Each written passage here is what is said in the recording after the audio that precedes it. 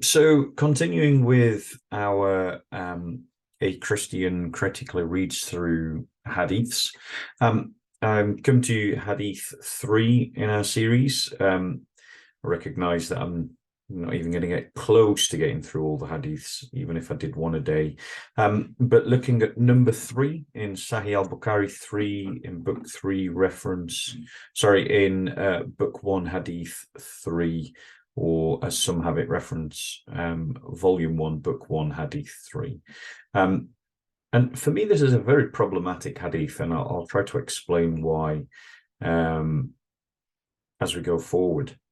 So you've got it's connected to Revelation. So I'll read it and I'll make commentary as I go along. And if I miss anything, I'll come back to it.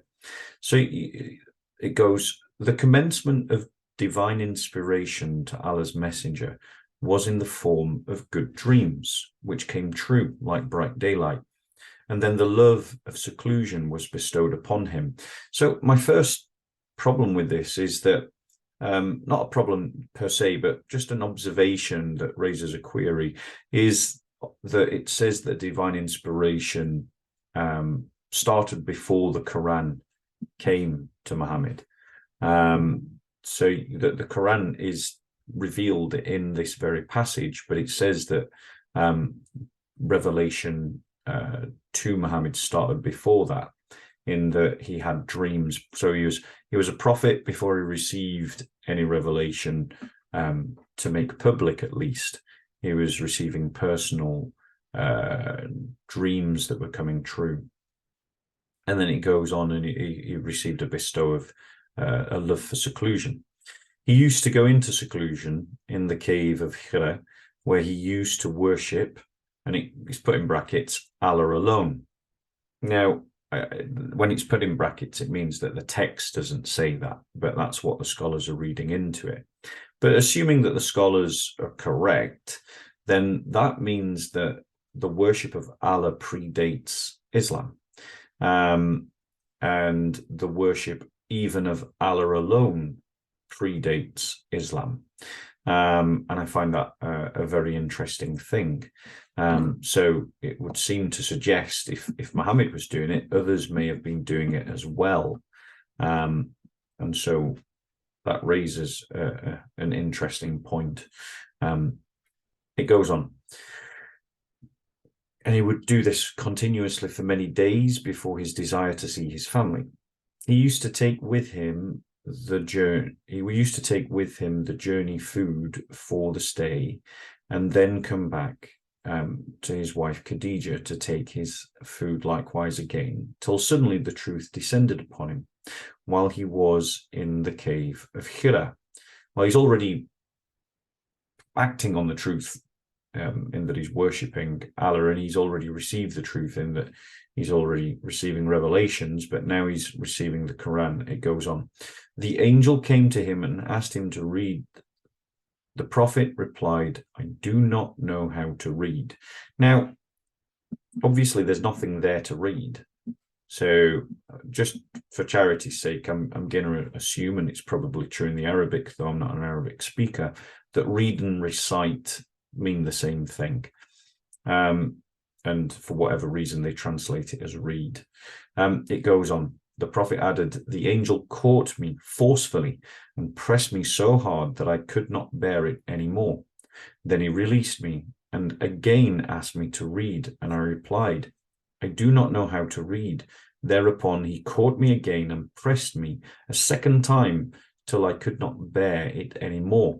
He then released me and again asked me to read, but again I replied, I do not know how to read, and again it's in brackets, or what shall I read? Thereupon he caught me for the third time and pressed me, and then released me and said, read in the name of your Lord, who has created all that exists, created man from a clot. Read, and your Lord is the most generous. Now, what's interesting there is that the angel is assaulting the prophet. The angel is physically assaulting the prophet. In some fashion, there is an assault upon the senses of the prophet, that he cannot bear. He understands it as being taken hold of, a physical assault, forcefully is what it puts in brackets.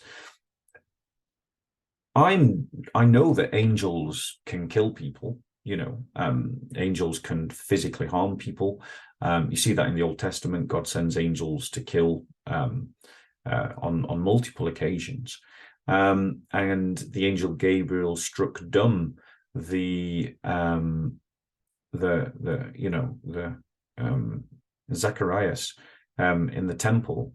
I think it was Zacharias, might have got the name wrong, or Zachary, in the temple, when he refused to accept by faith or doubted the words that the angel Gabriel spoke about his wife Elizabeth bearing him a son. But this kind of pattern here, in terms of the New Testament, feels more familiar to those demonic possessions in which the demon would take that which it possesses and try to throw it into a fire or throw it into the river or harm it or harm the soul in some way. Moses did not experience angelic assault, and I'm not aware that any of the other prophets experienced angelic assault, but yet here is the prophet being assaulted by an angel, and the assault seems more in tune with what the New Testament would describe as demonic assault. Now, the passage goes on, and this is the first time that the Quran is revealed. Now, it seems to me that this passage is kind of indicating that there must be some act of free will to receive the revelation, and that Muhammad had to accept his role as a prophet and open up his heart in some way to receive the revelation. And I think that's probably what the text is trying to say. And it gives the first, what is acknowledged as the first surah of the Quran. And we find that in today's Quran in Surah 96, verses 1 to 3. And then it goes on. Then Allah's messenger returned with the inspiration and with his heart beating severely. He then went to Khadija bint Khuwaylid and said, "Cover me, cover me." They covered him till his fear was over, and after that he told her everything that had happened and said, "I fear that something may happen to me." Khadija replied, "Never, by Allah. Allah will never disgrace you." Now, what I find interesting at this point is obviously Khadija is not a Muslim. And yet she is talking to, she's speaking about Allah as one of her gods, a god that she knows. And that clearly shows again that Allah was a known pagan god, and was being worshipped by pagans. And it goes on, and so she goes on, "You keep good relations with your kith and kin, help the poor and destitute, serve your guests generously, and assist the deserving, calamitily afflicted ones." And that's an interesting description of Muhammad's pagan character, because I say pagan in the sense that we've identified that Allah is a pagan god. This is a description of him before he received his prophethood, before he received his revelation. So it gives an indication of pagan morality. And pagan morality in this instance, it seems pretty good to me. Helping kith and kin, help the poor and the destitute, serve your guests generously, and assist deserving calamitily afflicted ones. So, it seems the pagans weren't terrible people in their understanding of morality. And then it goes on. Khadija then accompanied him to her cousin Waraka bin Naufal bin Asad bin Abdul Uzza. Now, if you're an Arabic speaker, and my pronunciation is offensive. I apologize. Arabic is not my first language. I'm not deliberately trying to make a mess of the pronunciation. It goes on. Who, during the pre-Islamic period, became a Christian and used to write the writing with Hebrew letters. He would write from the gospel in Hebrew as much as Allah wished him to write. Now, what's interesting about this is that it's essentially talking, if you believe it, that it's giving evidence to the fact that Christianity had a presence in the Arabian Peninsula. There was clearly a Christian presence in the Arabian Peninsula, that it had been penetrated. And it was obviously within a traveling distance of Mecca. But what's interesting, I find, about this is that it goes that he used to write the writing with Hebrew letters. So let us assume that this is someone who is fluent in Hebrew, and he has a gospel in the 7th century that he's writing in Hebrew. Now, does that mean he's translating it into Hebrew? Or is he say, or are we trying to suggest that it is available in Hebrew? Now, this is where the passage becomes evidently problematic in all kinds of ways. If my earlier observations weren't issue enough, but listen to how it goes on to describe this man. He was an old man and had lost his eyesight.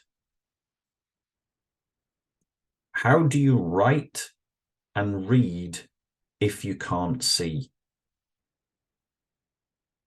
Now, that should set alarm bells ringing in people's ears about this narrative.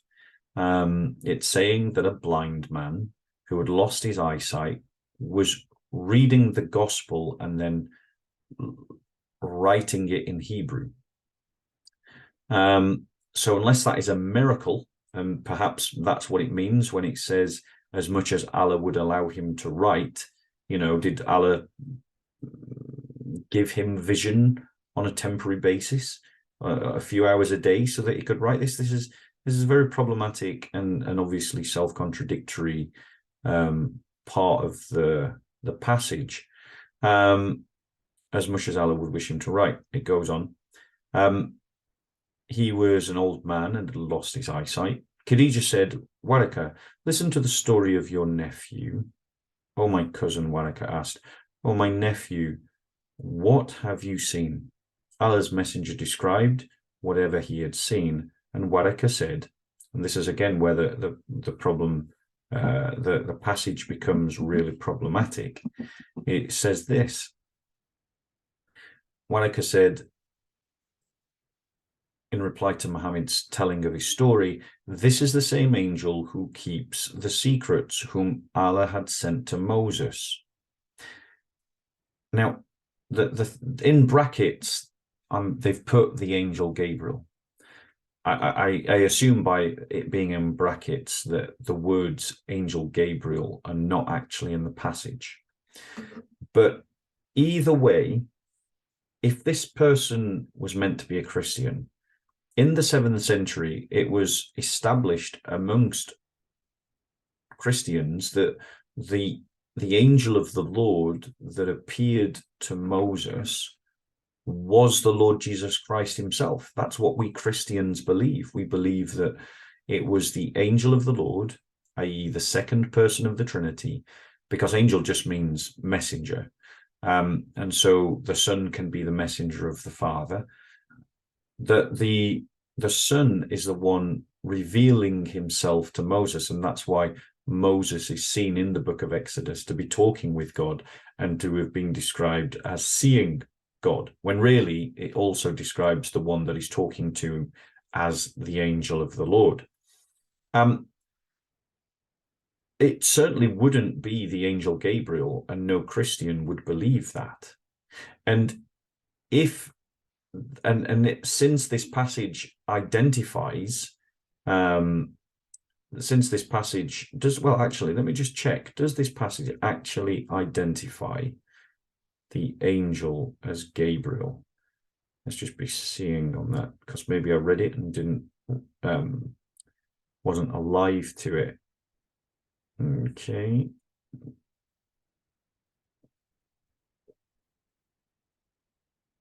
Just says the angel. It doesn't say the angel Gabriel. I don't see the angel Gabriel identifying himself as the angel Gabriel. And obviously, as we get to this point with Waraka, it's Waraka that is telling Muhammad the identity of the angel. But if Waraka identifies this angel as the angel Gabriel as being the one that speaks to Moses, that means he's not a Christian, in which case this hadith is wrong to call him a Christian. And if Waraka doesn't identify him as the angel Gabriel, but simply says the one who keeps secrets, then how do we know it's the angel Gabriel? Certainly nothing in this passage says that. You've obviously got to be taking from other passages from other places to put that in there. Yeah, I mean, it seems to have some really big problems, particularly around this character called Waraka, which leads me to conclude that this is invented, that Waraka never existed.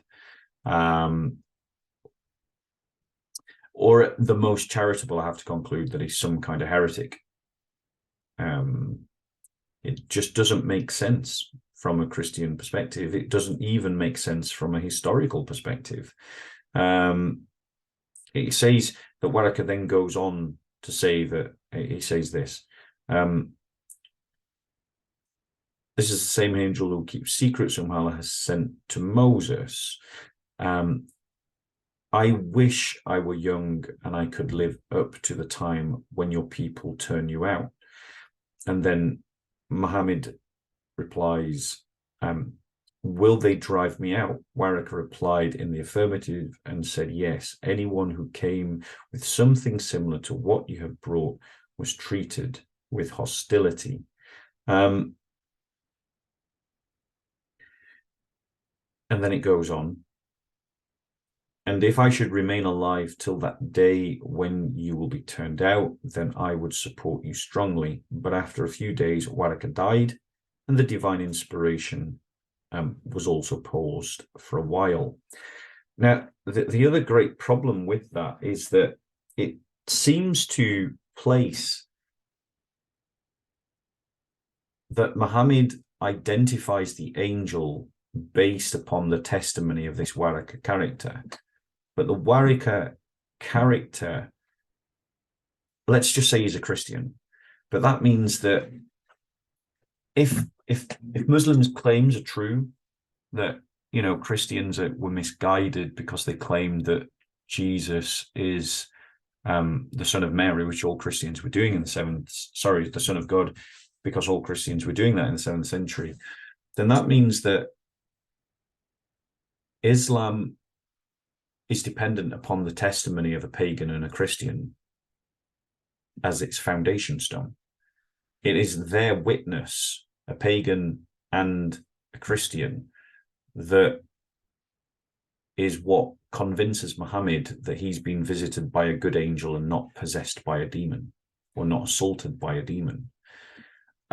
What qualifications does Khadija have for giving that testimony? On what basis?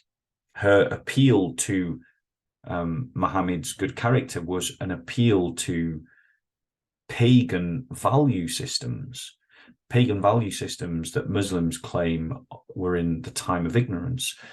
And the witness of Waraka, her uncle, is he's described as a Christian, but he's not a Christian that I can recognize, which brings up problems of historicity around this passage. But it also, if let's just say he was some kind of person going around saying that he was a Christian and was interacting with the New Testament, I mean, these things happen today. Why can't they happen in the 7th century? But that means that the scriptures were there in the 7th century because Allah is allowing him to copy them somehow, even though he's blind. But on what basis is he in the place to identify the angel? On what grounds? There's none offered at all. And so it seems to me that the whole of Islam is based upon the testimony of an ignorant pagan and a heretical Christian. A Christian who didn't even know that the angel of the Lord is described in the Old Testament as Yahweh on multiple occasions. So that's a very problematic hadith. And to a thinking person, you should be asking yourself some serious questions about that source, that hadith, and the implications that come out of it with regards to what happened next in Muhammad's life, if it was true, if it is true. Yeah, so another episode of A Christian Critically Reads Hadiths.